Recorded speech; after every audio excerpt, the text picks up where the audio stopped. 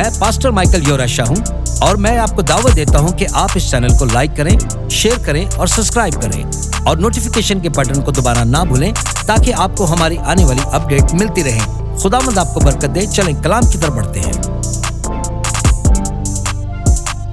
روح کی تلوار کو ایمان کو ڈھال کے طور پر استعمال کر سکتے ہیں، کیونکہ کلام مقدس دو دھاری تلوار ہے اور اگر اسے استعمال کیا جا سکتا ہے، یہ روح کی تلوار ہے جو خدا کا کلام ہے، جس سے ہم تاریکی کی بادشاہی کو سب سے زیادہ نقصان پہنچا سکتے ہیں۔ نمبر 1 یہ ہے کہ یاد رکھیں آپ کو اپنی تلوار میان سے نکالنی ہوگی تاکہ آپ کوئی اچھا کام کر سکے۔ اس کا مطلب یہ ہے کہ ایک خادم کو اپنا منہ کھولنا پڑتا ہے۔ رومیو 1:16 کے مطابق شرمندہ نہیں ہوں گا، برائے کرم خوشخبری سے شرمندہ نہ ہوں، جیسا کہ مسیح یسوع نے کہا ہے۔ یسوع نے کہا اگر آپ مجھ سے شرمندہ ہوں گے تو میں آپ سے شرمندہ ہوں گا، مگر میں یسوع سے شرمندہ نہیں ہوں تو لہٰذا اب آپ کو بولنا ہوگا نمبر 2، لہٰذا ابھی ہم پر منحصر ہے کہ ہم اپنے ہتھیاروں کو تیز رکھیں۔ تو ہمیں کلام کی سچائیوں سے کبھی فراموش نہیں ہونا چاہیے، کیونکہ کلام سچ بیان کرتا ہے۔ جانتے ہیں کہ کیسے سچائی کلام کو صحیح طور پر تقسیم کرنے کے لیے تو ہمیں کلام مقدس کی منظور شدہ چیزوں کا مطالعہ کرنا چاہیے۔ اب کلام سننا بہت آسان ہو گیا ہے۔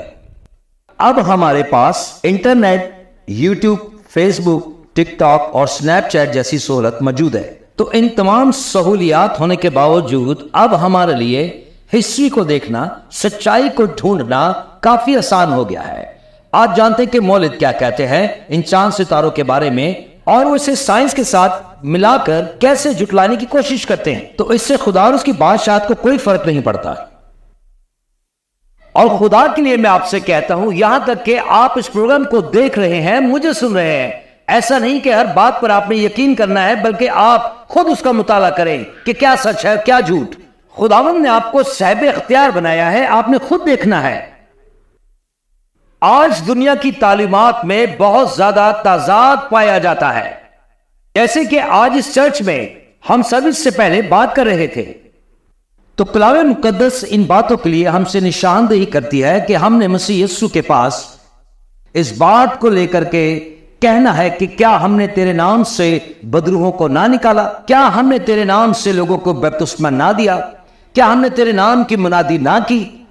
تو مسیح یسوع آپ سے یہ کہے گا کہ تم چلے جاؤ کیونکہ تم ظالم ہو، میں تمہیں نہیں جانتا۔ وہ تمہیں پہچاننے سے صاف انکار کر دے گا کہ وہ تمہیں نہیں جانتا۔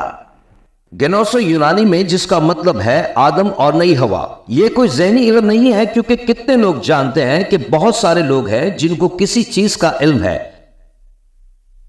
تو ہم یہاں پر ایک تعلقات کے بارے میں بات کر رہے ہیں، جیسے ایک دلہا ہے اور اس کی ایک دلہن ہے۔ آج وہاں بہت سا تضاد پایا جاتا ہے۔ ہمیں پابندی کی ضرورت ہے، ہمیں خدا کے کلام میں اپنا چہرہ دفن کرنے کی ضرورت ہے، ہمیں اپنی تلوار کو تیز ہونا چاہیے، ہمیشہ کوئی نہ کوئی آمین کہے۔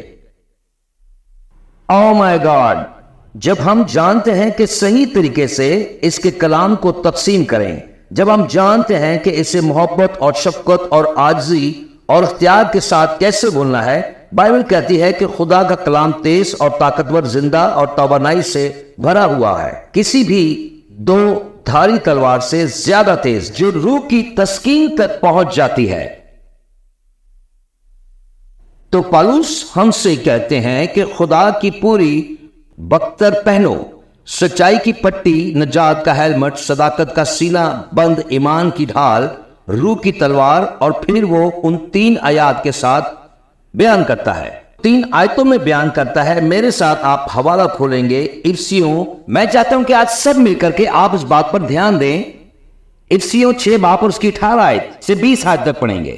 کلام مقدس میں یہ مرقوم ہے، اور ہر وقت اور ہر طرح سے روح میں دعا اور منت کرتے رہو، اور اسی غرض سے جاگتے رہو کہ سب مقدسوں کے واسطے بلا ناغہ دعا کیا کرو، اور میرے لیے بھی، تاکہ بولنے کے وقت مجھے کلام کرنے کی توفیق ہو، جس سے میں خوشخبری کی بھیت کو دلیری سے ظاہر کروں، جس کے لیے زنجیر سے جھگڑا ہوا ایلچی ہوں، اور اس کو ایسی دلیری سے بیان کروں جیسے بیابان میں کرنا مجھ پر فرض ہے. آمین. یہاں تک کہ پالوس کو بھی گھبراہٹ کا سامنا کرنا پڑا.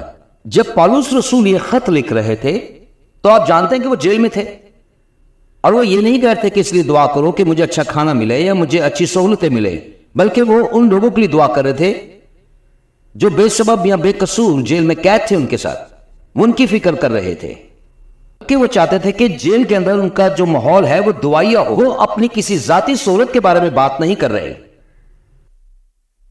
بلکہ وہ دعا کے بارے میں بات کر رہے ہیں، اور وہ چاہتے تھے کہ ہم یہ دعا کریں. اور خاص طور پر اس گارڈ کا تصور کر سکتے ہیں جسے زنجیروں میں جگڑا گیا تھا. تو یہ ہے وہ پالوس جو دعا کے بارے میں بات کر رہا ہے، جو کہہ رہا ہے کہ دعا کرے تاکہ میں خدا کا کلام ہر بشر تک، ہر کونے تک پہنچانے والا بنوں اور خدا کی منادی کروں. چلے میرے ساتھ نکالیں زبور 149. ہم جو چرچ ہیں ہمیں اپنی دعاؤں کو ہتھیار کے طور پر استعمال کرنا چاہیے. ہمیں اس دلیری کے لیے دعا کرنی چاہیے. ہم خدا کے کلام کا بے خوفی کے ساتھ اعلان کر سکتے ہیں جیسا کہ ہمیں چاہیے، کیونکہ خدا کا کلام ہے جس کے ذریعے ہم لڑائیاں جیتتے ہیں. یہ خدا کا کلام ہے، یہ خدا کا کلام ہے جو منشیات کے عادی اور شرابی اور سست دماغ والے کو آزاد کرتا ہے. خدا کا کلام ہی ہے جو اولاد کو اپنے ماں باپ سے ملاتا ہے. یہ خدا کے کلام کی طاقت ہے. کا کلام ہی ہے جو نسلوں کی لعنتوں کو توڑتا ہے. چلیے میرے ساتھ زبور 149 پڑھتے ہیں. یہ بہت خوبصورت آیتیں ہیں اور آپ کو انہیں ہر روز پڑھنا چاہیے. 6 سے لے کے 9 تک.